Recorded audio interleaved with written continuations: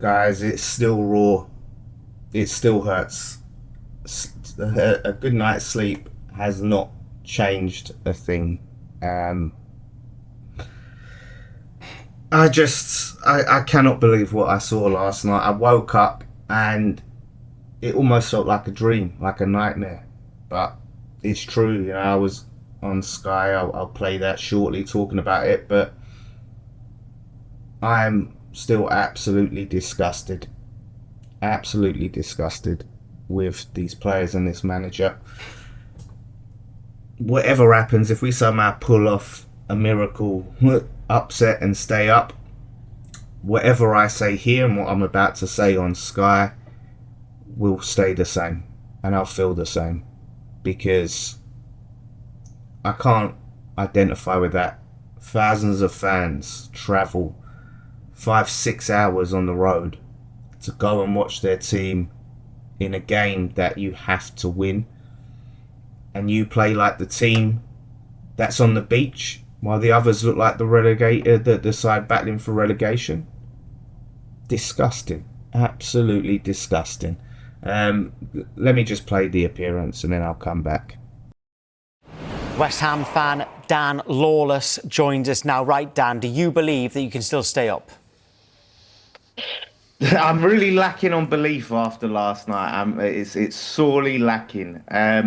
There's a slim chance, or there's always a slim chance. Anything can happen in football, but I've seen nothing from based on what I saw yesterday to suggest that we can beat Leeds. Like, there's nothing. I have lost all faith and belief in this manager, in these players. For a game as big as that was, to go and turn up like that, for Nuno to put out such a defensive team, for the team to be second best, when it comes to effort, I have no faith when it comes to Sunday. Slim chance, I'd say.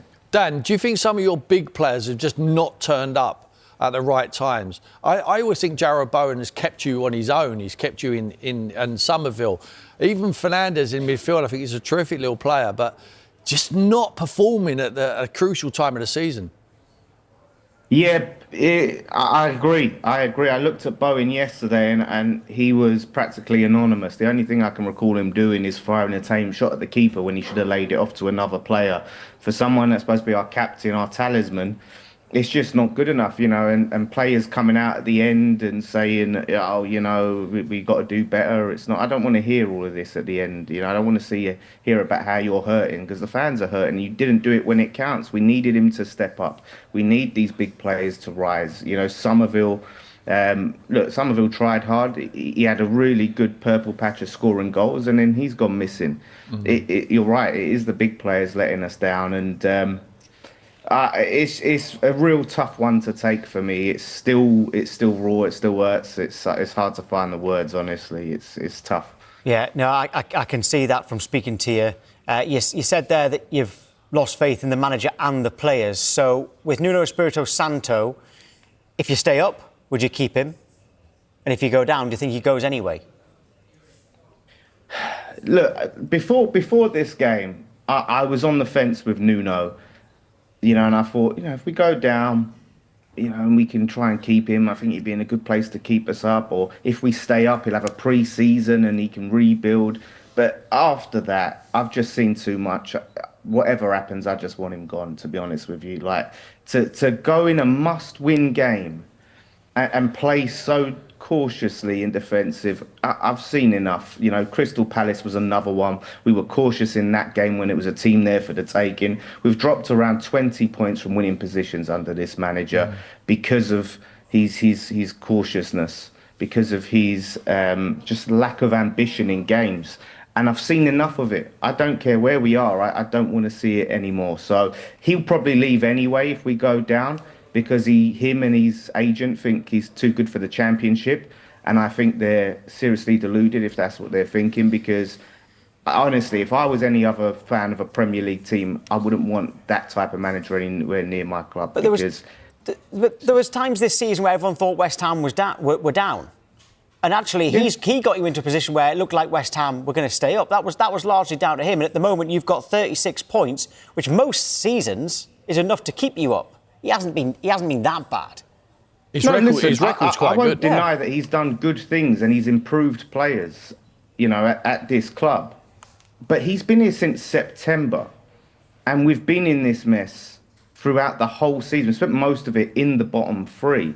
So it's not like he's picked us up, in January or February, and he's trying to clean up someone else's mess. Of course, he's working under the ownership he's working under, but he has a lot to answer for in these games. So he's not blameless. And like I said, to go into such a key game and not have the players go for it and not be the team on the front foot, I'm sorry, I can't accept that. I don't care about, the good that he's done at this club, because when it counted, he bottled it when it mattered.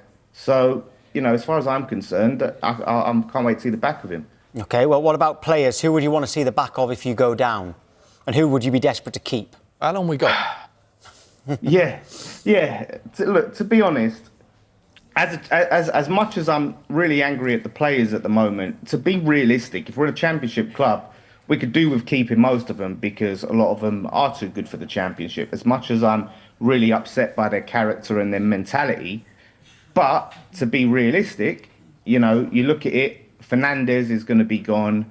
The youth is going to be gone. I mean, a lot of these players are sorely overrated, I must say. I'm seeing Man United fans doing somersaults because they're going to think they're getting Fernandez for cheap, like he's going to transform their team. This is his second relegation if we go down. The youth, it flatters to deceive, but he'll probably be gone. Somerville will probably be gone. He's a sort of a bright spark. Bowen, there's rumours he might stay if we're in the Championship. And to be honest with you, with what he's given us this year, since January, I think he owes it to the fan base with the performances he's put out to give us and trying to get us back up. But he'll probably go. I think a lot of these players, we're going to have a massive rebuild. We're in financial mess. So we're going to have to sell even if players want to stay.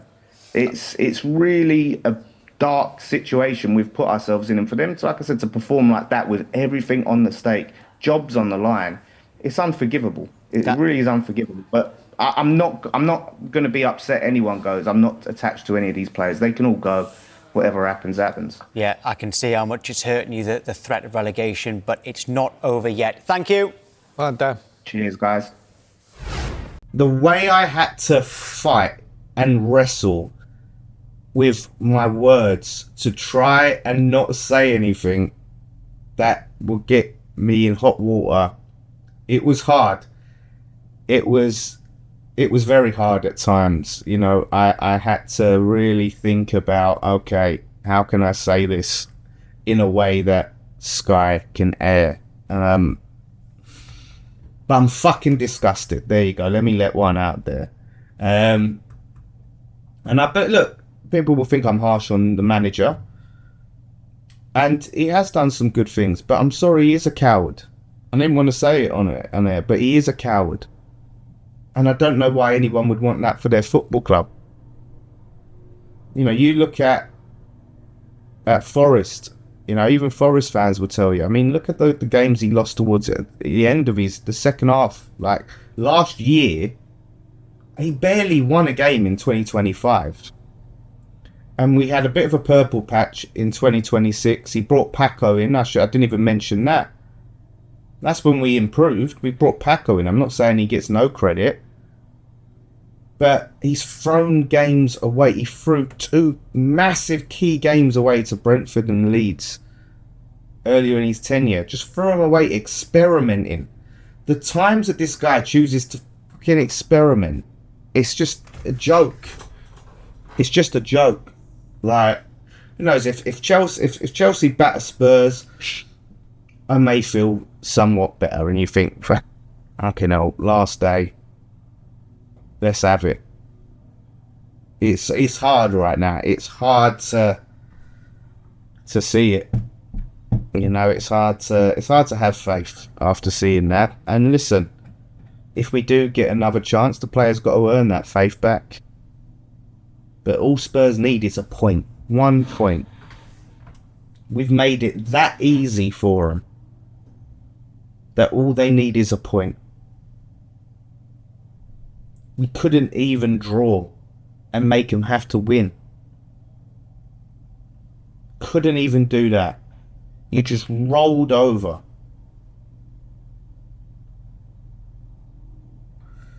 can't wait for this season to end. I really can't. This has been hell. And you know what? Let me address the should have kept Moyes stuff, because it just been rearing its head again and again and again. I'm seeing Everton fans want Moyes out. The Everton fans want Moyes out because it's the same thing. Fans can only put up with this type of football for so long before it drains you. This type of football has to win, has to be successful for you to put up with it. And it got to the point where we was conceding a record amount of goals while playing the worst football you've ever seen in your life. Who wants that? It's not West Ham fans' fault that the ownership went and got Lopetegui, went and got Graham Potter, and went and got Nuno. It's not West Ham fans' fault that Sullivan and Moyes replaced Declan Rice with the likes of James Ward-Prowse.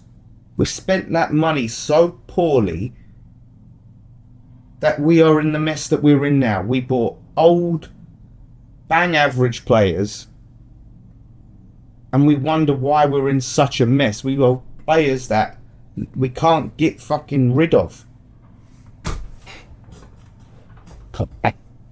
And people think it's just because fans wanted a change.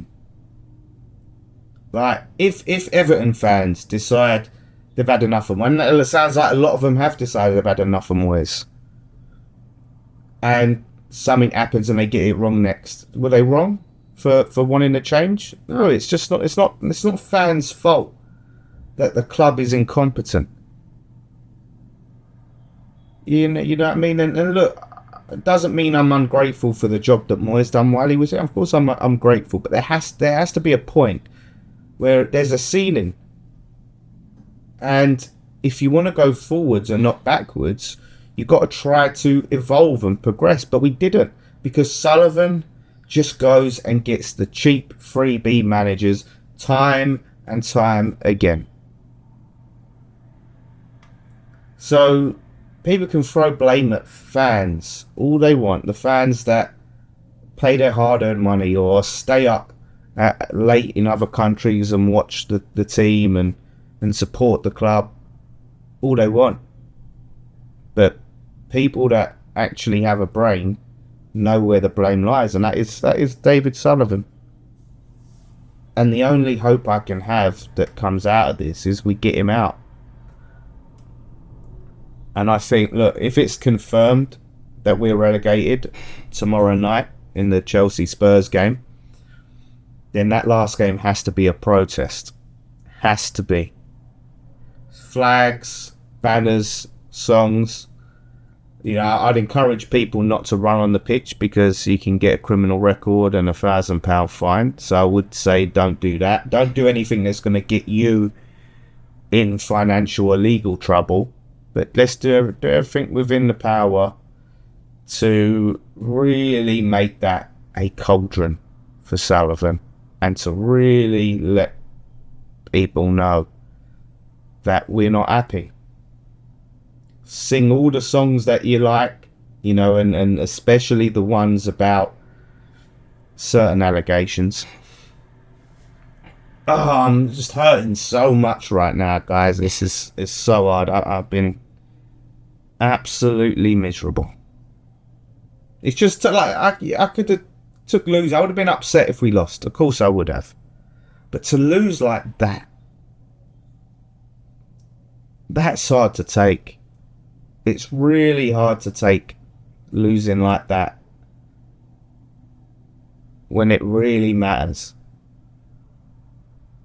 You know, it's all well and good, you know, us going on this little run when it looked like we were done and we were so far adrift, and then you want to win games and Spurs just falling off the face of the planet.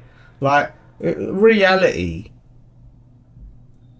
you know, we had a good run of form, but we're lucky that Spurs just couldn't win a game to save their lives because we were so far adrift. But like I said, when it mattered, Nuno showed he had no bollocks. Time and time and time again. There's blame plenty to go around. Plenty of blame to go around.